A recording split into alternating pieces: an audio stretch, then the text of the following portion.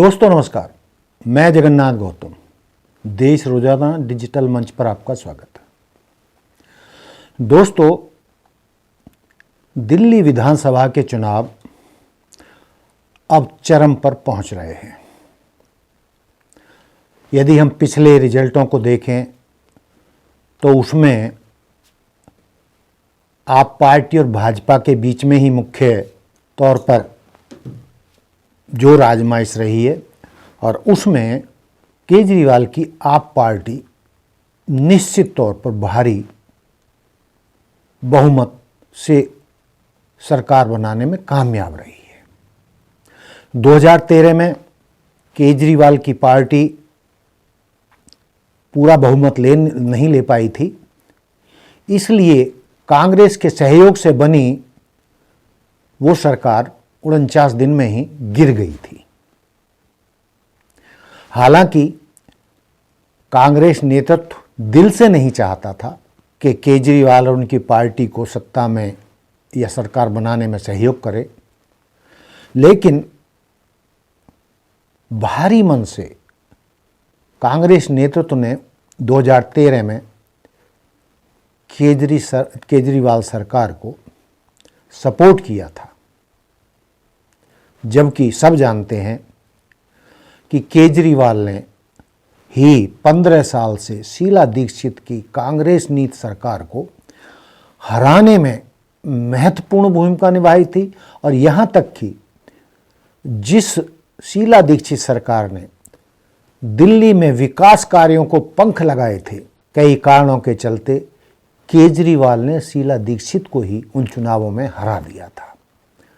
और इसके बावजूद कड़वा घूंट पीते हुए कांग्रेस ने भाजपा को रोकने के लिए उस समय आपकी सरकार को सपोर्ट किया था, क्योंकि आपके पास उतने नंबर नहीं थे, बहुमत नहीं था।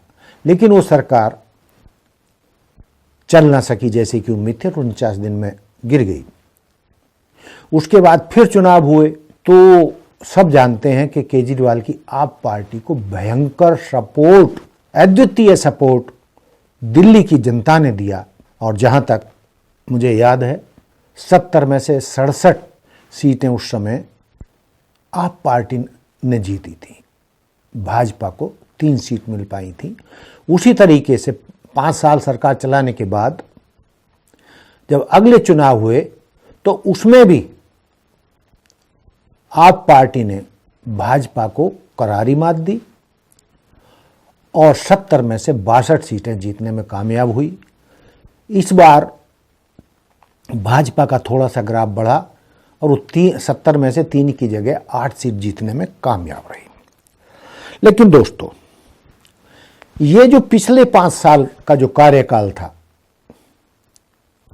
भाजपा सरकार ने, आप जैसा कि प्रचारित किया जा रहा है या आपके नेता कह रहे हैं कि बहुत बुरी तरीके से उनको कानूनी लफड़ों में फंसाया, उनके खिलाफ बहुत सारे मुकदमे दर्ज हुए, सीएम और डिप्टी सीएम दोनों को जेल के अंदर डाला गया, उनके और बड़े नेताओं, सांसदों, विधायकों को भी जेल में डाला गया, मंत्रियों को जेल में डाला गया।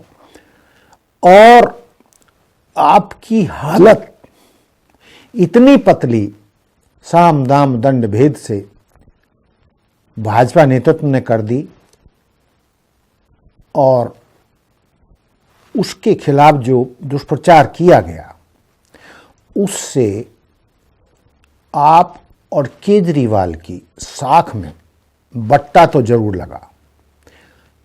या भाजपा सरकार आप और केजरीवाल और उनके मंत्रियों के खिलाफ जो मीडिया के दुष्प्रचार के माध्यम से उनका दमन किया गया और कथित तौर पर गैर कानूनी तरीकों से जबरन उनको झूठे मुकदमों में फंसाया गया, जेलों में ठूंसा गया, ये साफ दिल्ली की जनता ने और देश की जनता ने देखा। और इस बार ऐसा लग भी रहा था कि भाजपा अपने मंसूबों में कामयाब होती नजर आ रही थी और एक मैसेज देने में भाजपा कामयाब रही थी कि इस बार या चौथी बार आपका दिल्ली सरकार पर कब्जा लगभग नामुमकिन है। उन पर भयंकर भ्रष्टाचार के आरोप या जिस तरीके से वो जेल गए या जिस तरीके से सरकारी संस्थानों ने उन पर रेड डाली, चाहे वो ईडी की हो, चाहे इनकम टैक्स की हो, चाहे सीबीआई की हो। लेकिन साथ ही ये भी मानना पड़ेगा कि भारी परेशानियों के बावजूद आप नेताओं ने मतलब अपना हौसला नहीं तोड़ा। और इसी दौरान जो है एक घटना घटी कि पिछले 5 सालों में जो उनके साथ सरकार ने किया, किस तरीके से उन्हें कथित रूप से झूठे मुकदमों में फंसाया गया, उस पर एक छोटी सी डॉक्यूमेंट्री फिल्म आप पार्टी ने चुनाव प्रचार के लिए बनाई थी और उसको शासन प्रशासन ने रोक दिया। यानी आप पार्टी पर बनी डॉक्यूमेंट्री फिल्म को शासन प्रशासन ने चलने नहीं दिया। और मुझे लगता है कि ये एक शायद शासन प्रशासन का या भाजपा का गलत फैसला हो सकता है और आप पार्टी के लिए टर्निंग पॉइंट भी हो सकता है। जिस तरीके से उनकी डॉक्यूमेंट्री को रोका गया, उसके कई साइड इफेक्ट सामने आ रहे हैं और वो जो साइड इफेक्ट सामने आ रहे हैं वो ये हैं कि उस डॉक्यूमेंट्री को सोशल मीडिया पर रिलीज कर दिया गया। और आप जानते हैं कि जिस तरीके से उस डॉक्यूमेंट्री को सोशल मीडिया में जारी किया गया है, ध्रुव राठी ने अपने जो उनका आप कह सकते हैं उनका जो यूट्यूब मंच है, जो देश विदेशों में बहुत प्रसिद्धि पा रहा है और उसके लाखों करोड़ों दर्शक हैं, सबसे पहले उन्होंने वो डॉक्यूमेंट्री रिलीज कर दी जिसको रोक दिया गया था। और उसका ये असर हुआ कि मेरे इस वीडियो के बनाने के समय तक 60 लाख से ऊपर लोग उस डॉक्यूमेंट्री फिल्म को देख चुके हैं और मैंने भी उसको देखा है। बहुत छोटी सी है, आधे घंटे से भी कम की है। उसमें सिर्फ इतना ही दिखाया गया था कि किस किस तरीके से उनके नेताओं को पर रेड डाली, उन पर एफआईआर की गई, उनको फंसाया गया, उनको जेलों में डाला गया। जिस जिस नेता को डाला गया था उनके बयान थे और एक तरीके से उसमें कुछ ऐसा कुछ नहीं था कि जिसको रोका जाना चाहिए।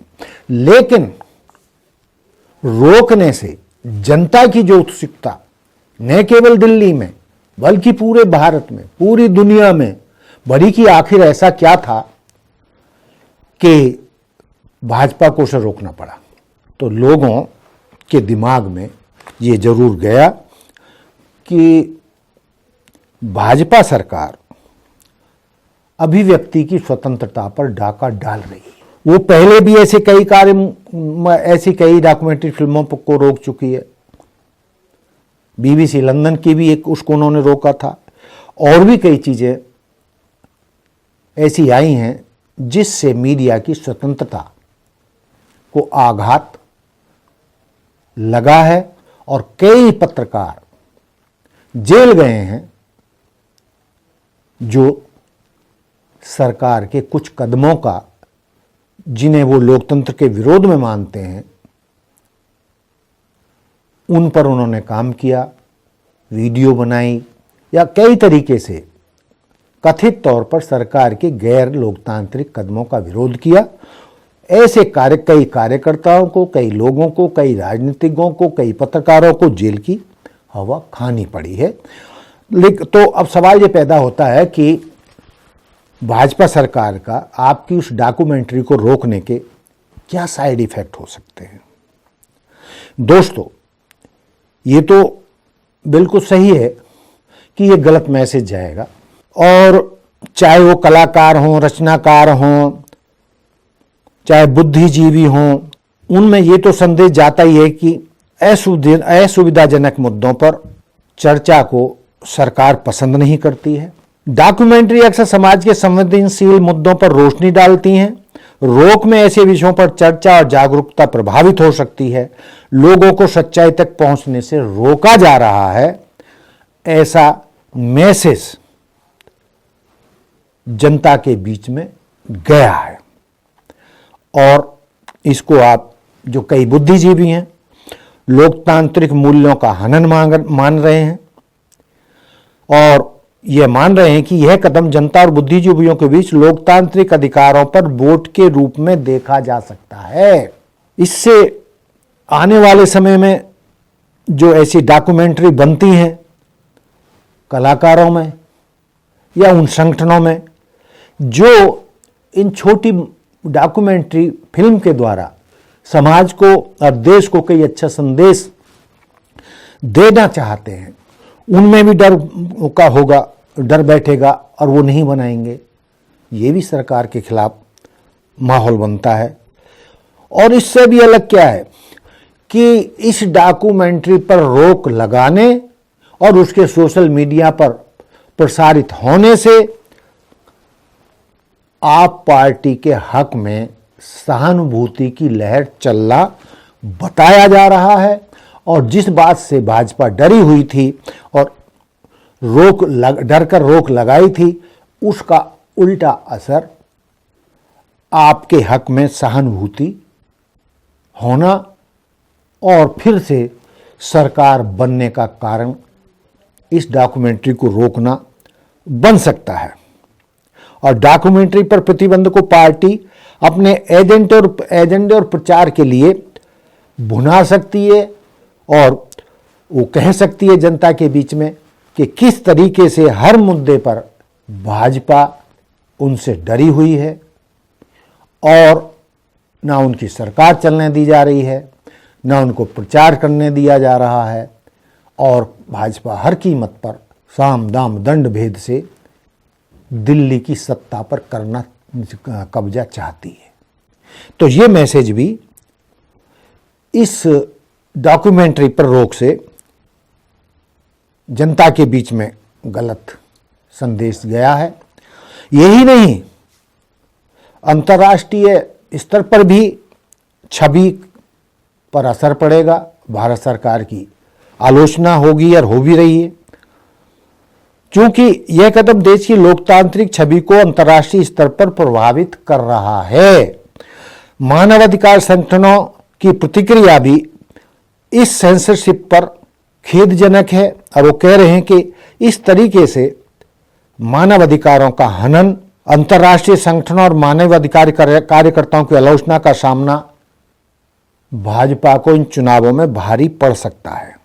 और आप पार्टी के नेता कह रहे हैं कि भाजपा हमारी आवाज को दबा देना चाहती है और हमारे संदेश को जनता तक नहीं जाना देना चाहती, कि जिससे कि जबकि वो कई सालों से आपके खिलाफ षड्यंत्र कर रही है, मीडिया का इस्तेमाल कर रही है उसे बदनाम करने के लिए, लेकिन उसके बावजूद भाजपा सरकार एक छोटी सी डॉक्यूमेंट्री फिल्म से डर गई है।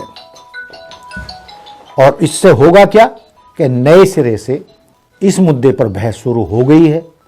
दिल्ली विधानसभा का चुनाव चरम पर है, और यह भी कहा जा रहा है कि भाजपा सरकार ने इस डॉक्यूमेंट्री को रोककर आप पार्टी को एक बड़ा मुद्दा उनके हाथ में थमा दिया है। और इसको जो है, इस सेंसरशिप को बुरा माना जा रहा है, लोकतांत्रिक संगठन इसके खिलाफ कानूनी लड़ाई की बात भी कर रहे हैं, वो जा सकते हैं। और लेकिन हम कुछ भी कहें कि शायद भाजपा ने ये कदम उठाकर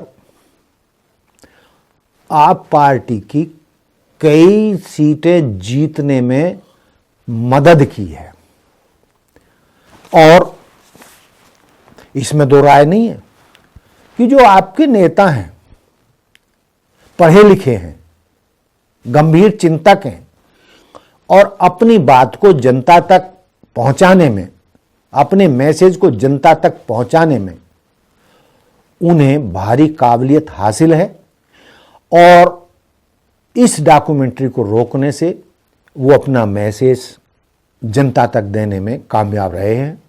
यदि इसको ना रोका जाता तो ये इतना प्रभावशाली नहीं था। मैंने भी देखा उस फिल्म में, सिर्फ वो दिखाया गया कि भाई कैसे उनके नेताओं को जेलों में डाला गया, गैर कानूनी तरीके से उन्हें फंसाया गया, उन पर FIR लिखाई गई और उनके सारे बड़े नेताओं को जेलों में ठूंस दिया गया। तो ये सबको पहले से ही पता है।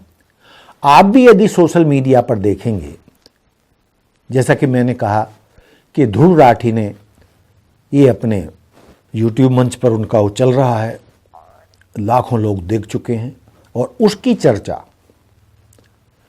दिल्ली में तो बड़े स्तर पर शुरू हो गई है और लोग मानने लगे हैं कि इससे आप पार्टी को कई सीटों को जीतने का मौका भाजपा ने दे दिया है। और यह भी संभव है कि इस डॉक्यूमेंट्री रोकने से भाजपा नेताओं ने केजरीवाल को चौथी बार दिल्ली का मुख्यमंत्री बनने के लिए एक बड़ा हथियार उनके हाथ में थमा दिया है। तो दोस्तों, ये था मेरा आज का वीडियो, जिसमें मैंने मुख्य रूप से यही चर्चा की कि डॉक्यूमेंट्री पर जो रोक लगाना है वो गैर संवैधानिक तो था ही था, अलोकतांत्रिक भी था, और इसके जो साइड इफेक्ट हैं निश्चित तौर पर आपको, आप पार्टी को और केजरीवाल को फायदा पहुंचाएंगे। तो दोस्तों, देखते रहिए देश रोजाना। मिलते हैं फिर नए एपिसोड में नए मुद्दे के साथ। जय हिंद, जय भारत, जय संविधान। धन्यवाद। हमारे साथ जुड़े रहने के लिए सब्सक्राइब करें देश रोजाना के YouTube चैनल को, और नई वीडियो की नोटिफिकेशन पाने के लिए बेल आइकन जरूर दबाएं। अगर आप ये वीडियो Facebook या Instagram पर देख रहे हैं तो पेज को लाइक और फॉलो जरूर करें और ज्यादा से ज्यादा शेयर करें।